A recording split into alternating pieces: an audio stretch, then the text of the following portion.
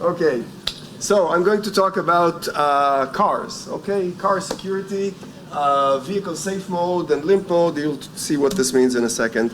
So we'll start with some motivation, which probably you know about. Then I'll tell you, I get a little technical, tell you about what's running inside cars, specifically something called the CanBus.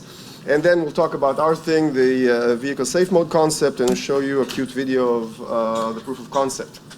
So just in terms of background, so vehicle safety has been around for a long time, and people have focused mostly on the red part of this diagram, which is safety, seat belts and other safety systems. But now we have a new thing, the yellow-orangey thing, which is cybersecurity. There's new attacks that we have to worry about. And that's going to be the space we're going to be talking about today. Now, I'm going to start us off with a quick question of, okay, what is a car? Okay, you think you know, right? So here's a definition from Wikipedia. I copy and pasted it. This is what it says.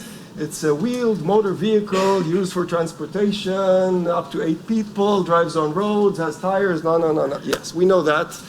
Okay. I think that's wrong. That's outdated. This is my definition. Okay, a car is a computer network on wheels. Okay, it happens to take you from place to place, but that's what's important. It's a computer network on wheels. So in the old days, we had cars that had those little things in it. They're called ECUs. That's the term, ECUs. And they're basically computers. They're small computers. They don't have keyboards, but they're still computers. In old vehicles, there were just a few of them, like controlling the engine and maybe the radio, and they were isolated. They didn't connect to anything else, and they did their thing, and they're still on the roads, right? So let me ask you to guess. Okay, show of hands. How many, or just yell out the answer you think. How many computers are in a modern car? Okay, so I think I heard some of the correct answers floating about. So in a regular car, there's about 30-ish computers, ECUs controlling all kinds of different things. There's the red and the blue and the green. The red are sort of safety systems, and the green are the actual driving elements, and the blue are sort of assistance and stuff around that. And if you're looking at electric cars, you have about 100, and that's not even going autonomous. That's like a normal car that's electric. Okay, so these are big numbers.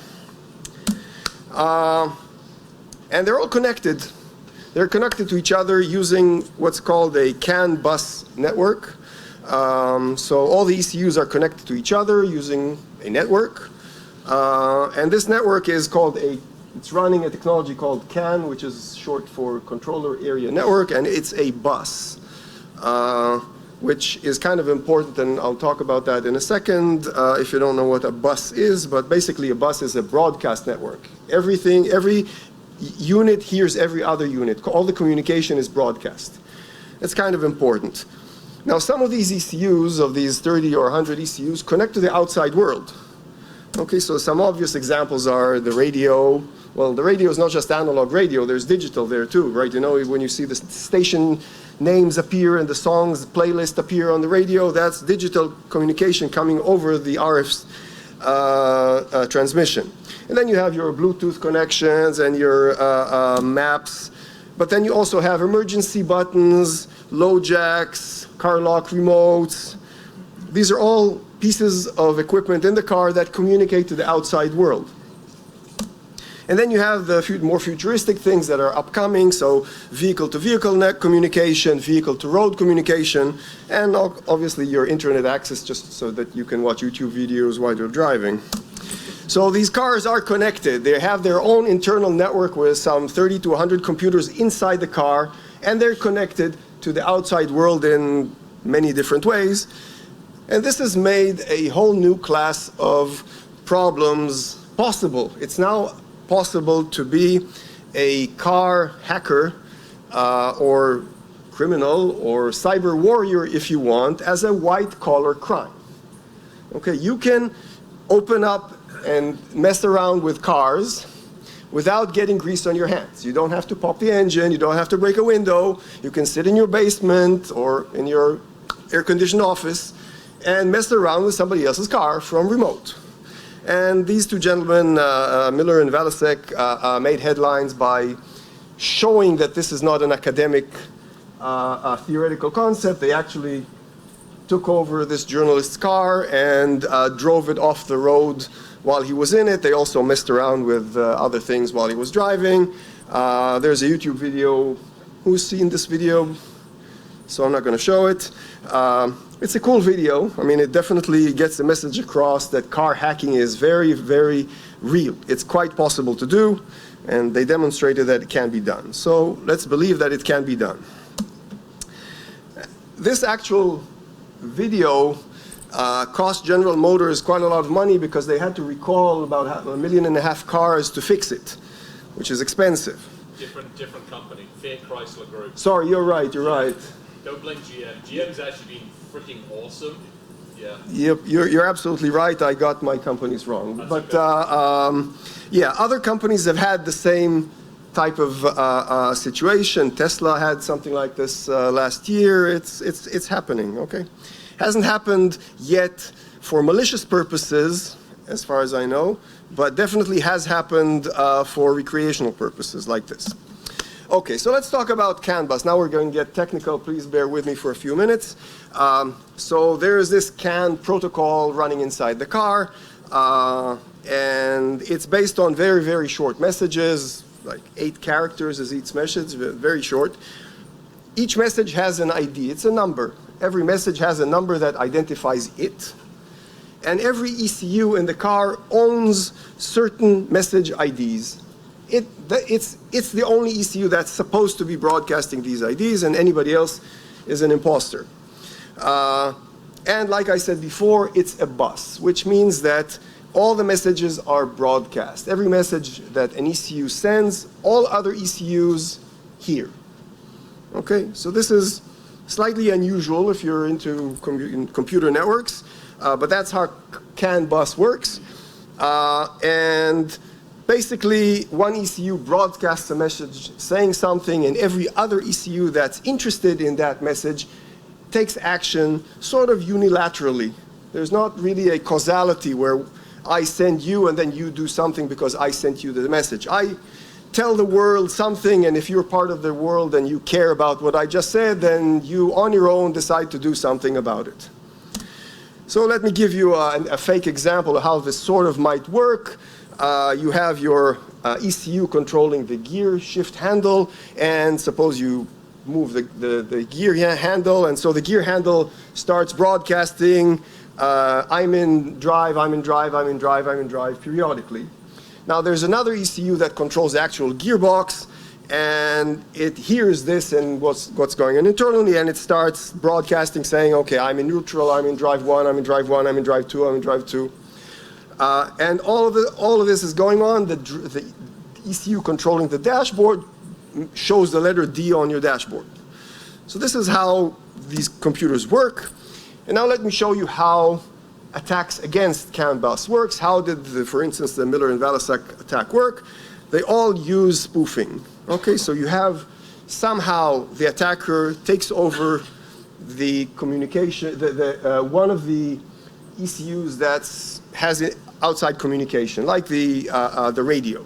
Okay, that's the red ECU there on the top. Once they do that, they start sending messages. So they run their own software on the compromised ECU, and they start sending messages. And these messages basically say, I'm ID A. So let's say, I'm the anti-lock brake system, and the car is unstable, car is unstable, car is unstable, even though it's the radio saying all that. This is the ABS system, which is a silent victim here. But these messages pretending to be coming from the ABS affect the engine unit, and then it stops the car. Okay, so it's all about spoofing. It's faking messages. And all of these attacks, the ones that Miller and Valasek did and the other ones, they're all based on the same thing. Okay, so now that I think I've convinced you that this is an actual problem and it's not easy to fix because cars are on the roads for 25 years, I think, even legally. They have to be maintained for a long period of time. Cars running on the roads now, coming off of the assembly lines now, are using CanBus technology, so this problem is going to be with us for the next quarter century at least. So it's, yeah, I have 5 more minutes. 2 more minutes. The first 5 were not on me. Okay, so let me tell you about what we've done here. And that is try to connect. Okay, this is really the motivation. I've shown you there are problems and there are multiple ways to defend. Okay, you can introduce intrusion prevention systems and gateways and harden the ECUs and do many things. And fundamentally, we think that they can all be breached eventually. Okay, none of them are perfect. But maybe we can detect. Maybe we have a chance to detect an attack. We detect that something weird is going on. The question I'd like to pose now is, okay, suppose we detected an attack is happening. Now what?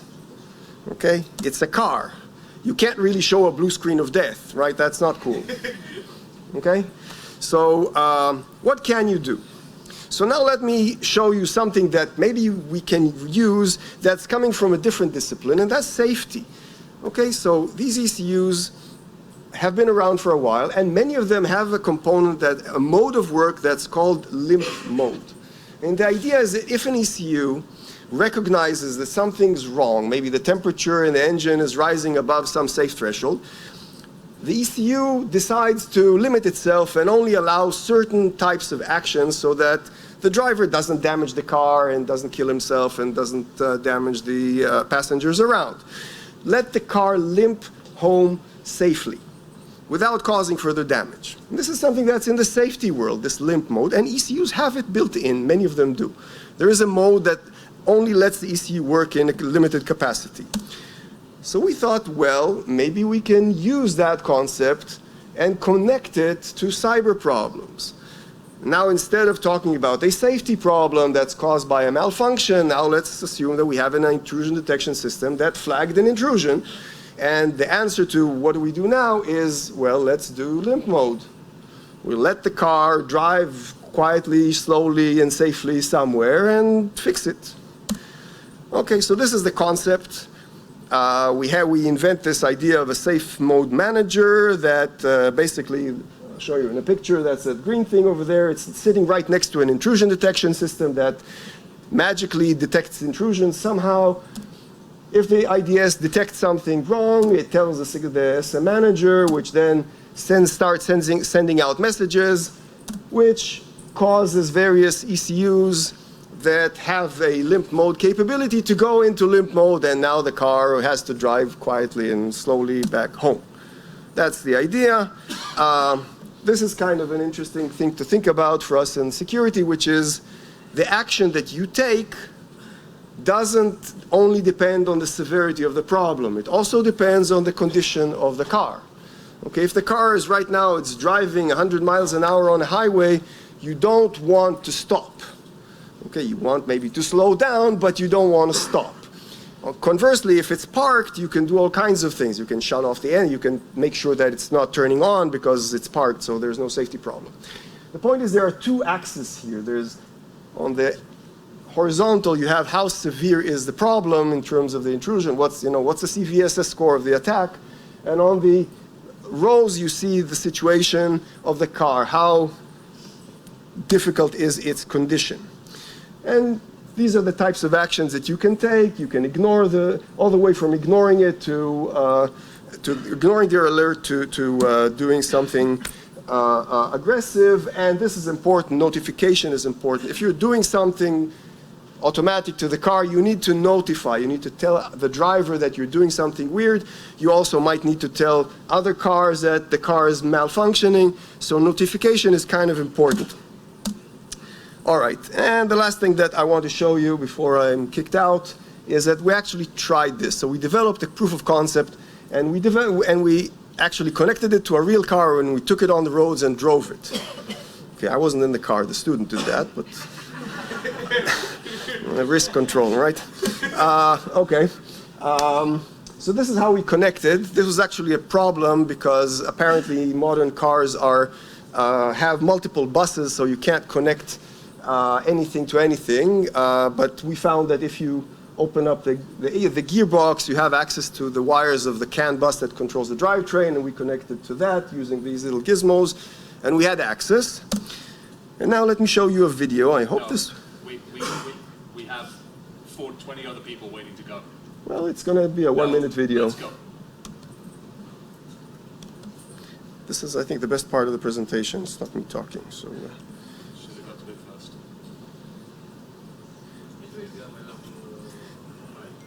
Is she ready? Okay.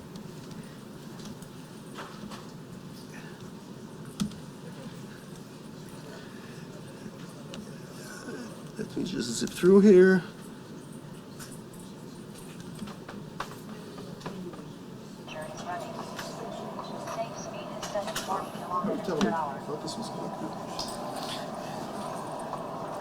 Fix it later. Anyway, pay attention to, this is the RPM. Car is driving. See now there's voice messages telling the driver there's a problem. You can see the RPM pop up because we're slowing down the car. We're downshifting the gears. And if the gas pedal is pressed, then the driver is not cooperating, so we actually momentarily put the car in neutral so that his gas pedal doesn't have effect. And eventually the car goes down to third, to second, to first gear, to second gear, stops at second gear, and telling the driver all along what's happening.